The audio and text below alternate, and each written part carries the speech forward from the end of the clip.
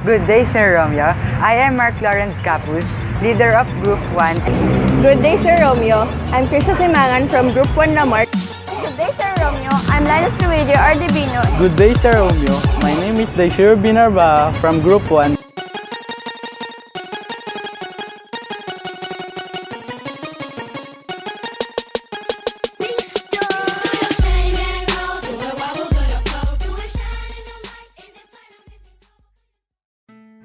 Let this green bar be positive x and this red bar be negative x.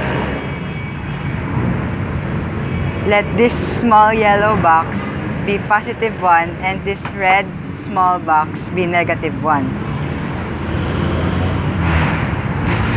And let this large blue box be positive x squared and this red large box be negative x squared. Our problem is x minus 1 times x plus 4. So, x minus 1, then x plus 4. So, x times x is equal to x squared. Then, x times 1 is equal to x.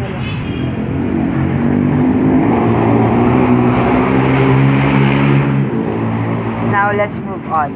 Negative 1 times x is equal to negative x. Then, negative 1 times 1 is equal to negative 1. First, cancel the negative and the positive. So, 4x minus x is equal to 3x. Now, answer is x squared plus 3x, then minus 4. That's all. Thank you.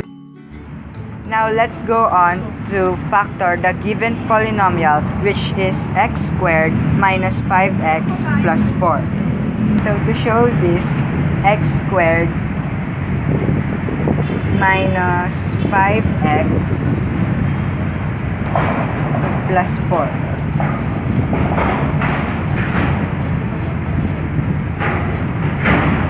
So, to factor this, it will be x minus 4, then x minus 1. That's all. Thank you.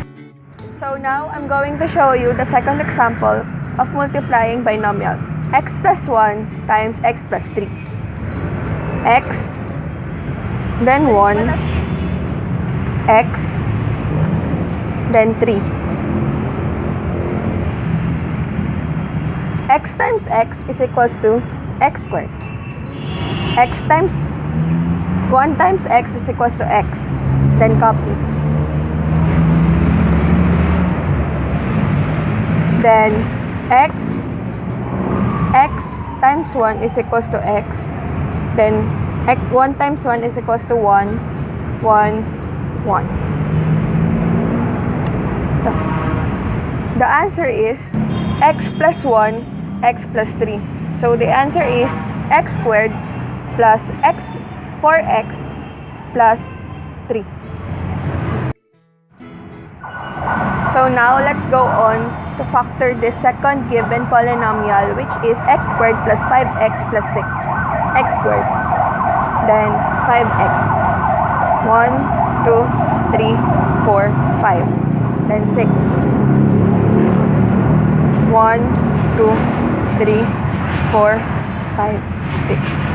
So the factored form is x plus 3, then x plus 2. That's all. Thank you. So now, let's factor the third given polynomial.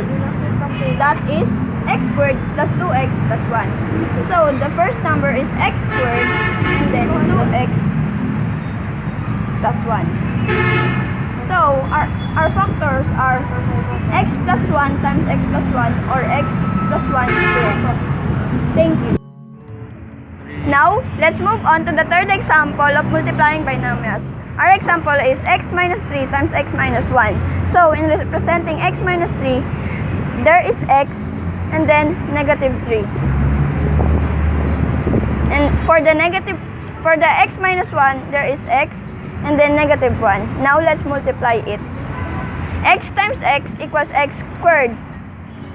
And then x times negative 1 equals negative x.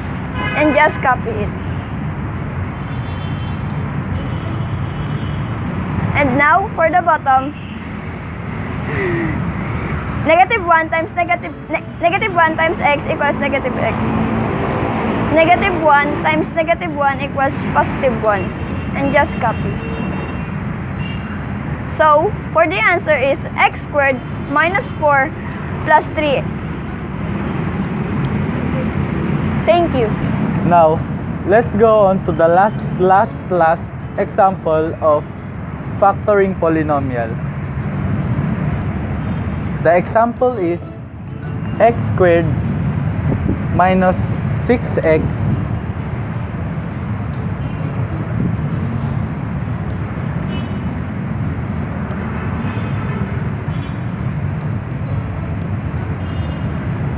plus 9.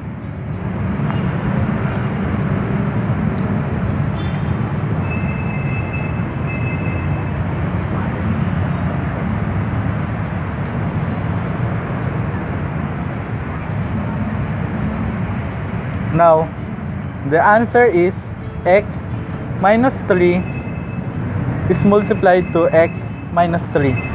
Thank you.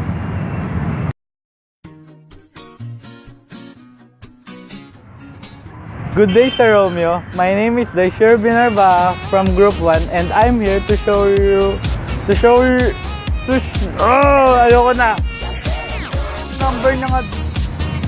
Now, let's go on to the last example of